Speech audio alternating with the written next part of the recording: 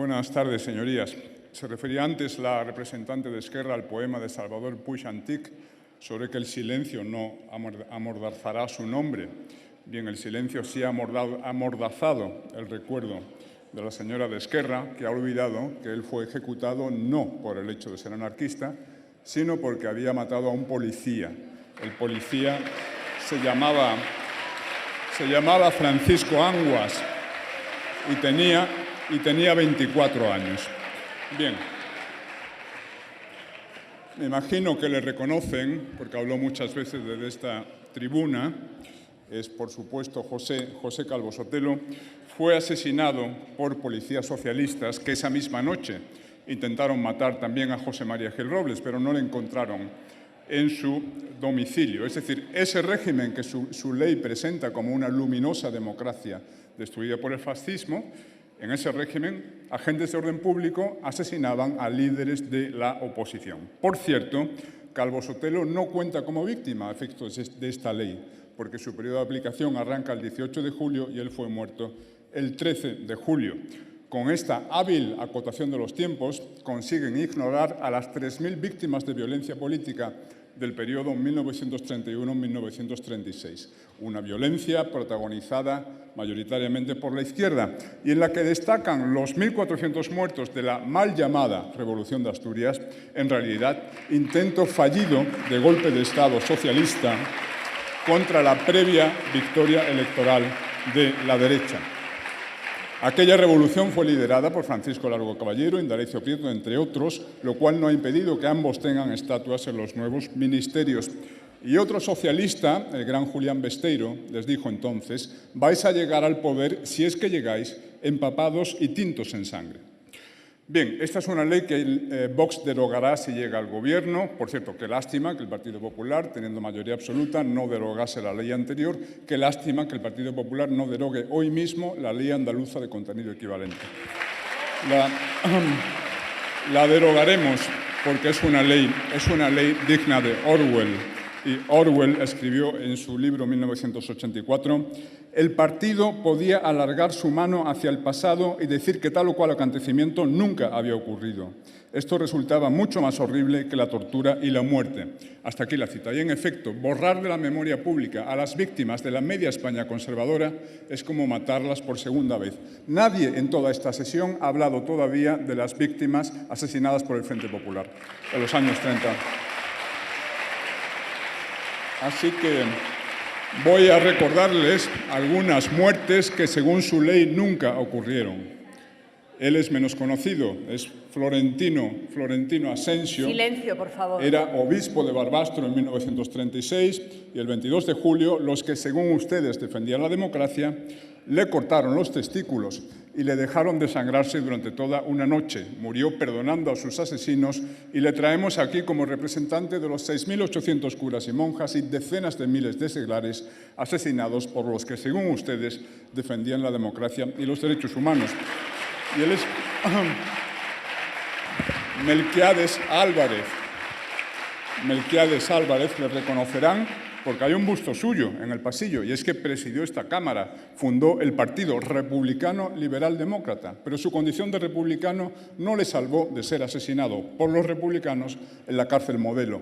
Por cierto, de los 8 ministros de la República muertos en la Guerra Civil, 7 fueron asesinados por el Frente Popular. Bien, Álvarez y Asensio sí entran sus muertes dentro del lapso temporal abarcado por la norma, pero su exclusión de la condición de víctimas viene determinada por el enfoque maniqueo de la exposición de motivos a cuya luz hay que interpretar la ley. Una exposición de motivos que nos explica que el bando republicano representaba la democracia, los derechos humanos y cómo podría el bando de los buenos cometer ningún crimen. El sobreentendido que subyace a toda la ley es que las víctimas han de ser, por definición, de izquierdas y los victimarios de derechas. Por todo esto, esta es una ley totalitaria, no solo por la forma en que divide a los españoles y a sus antepasados en buenos y malos, sino también por la forma en que pretende suprimir la diversidad natural de opiniones sobre cuestiones históricas. En un país libre, los ciudadanos son libres para llegar a sus propias opiniones sobre la historia, sobre la base de sus propias lecturas. En un país libre, los historiadores son libres para discrepar. Ustedes pretenden suprimir esa pluralidad mediante la imposición por decreto de un relato histórico sectario. Pero es que además van a aprobar esta ley de la mano de Bildu, y Bildu ha exigido la extensión del periodo de aplicación hasta 1983. Están ustedes batasunizando la memoria, están asumiendo el relato histórico de la extrema izquierda, un relato según el cual la transición no existió realmente. La transición no habría sido más que una continuación del franquismo por otros medios y, lo que es más grave, los 388 asesinatos cometidos por la ETA entre el 76 y el 83 pasarían a ser interpretables como resistencia democrática frente a gobiernos neofranquistas de Adolfo Suárez o Felipe González. El artículo 4 de la ley dice que la ley se basa en el derecho a reparación moral de los vencidos de 1939. Nosotros consideramos que el bando de los vencidos ya fue restablecido en sus derechos por numerosas leyes de los años 70 y 80. Se devolvieron graduaciones militares, derecho a pensiones, se devolvieron edificios a los sindicatos y partidos de izquierda. Tuvo lugar una verdadera reconciliación, preparada por gestos de concordia de décadas atrás. Por ejemplo, la declaración del Partido Comunista de España en 1956 a favor de la reconciliación entre los españoles, o el enfoque que dio el régimen de Franco a la celebración de los 25 años de paz en 1964.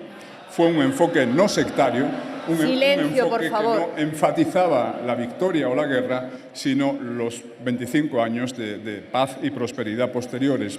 En cuanto al Valle de los Caídos, que no sabemos si ustedes pretenden destruir o solo resignificar, pues bien, no necesita resignificación, porque desde el principio fue un monumento no a la victoria franquista, sino al hermanamiento postrero de los caídos de ambos bandos, más allá de la muerte. Por eso está presidido no por una estatua de Franco. Lo que preside el monumento no es una estatua de Franco, es una cruz. Señorías, 146 predecesores nuestros que ocupaban estos mismos escaños fueron muertos en la Guerra Civil. 75 fueron asesinados por el Frente Popular, 71 fueron asesinados por el bando nacional, a los que habría que añadir 33 ejecutados en los procesos de posguerra. En nombre de ellos les pedimos que no aprueben esta ley, no resuciten un caínismo que nos costó tan caro. Recuperemos el espíritu de la transición. Silencio, por favor. Señor Contreras, tendría que terminar. De perdón recíproco y no de revancha. Vox, por su parte, apoyará cualesquiera iniciativas de homenaje, de reconocimiento a los caídos de ambos mandos que murieron persiguiendo lo que ellas consideraban una España mejor, así como a las víctimas de persecución política y religiosa sin distinción de ideologías y de bandos, cosa que no hace esta ley. Gracias por su atención.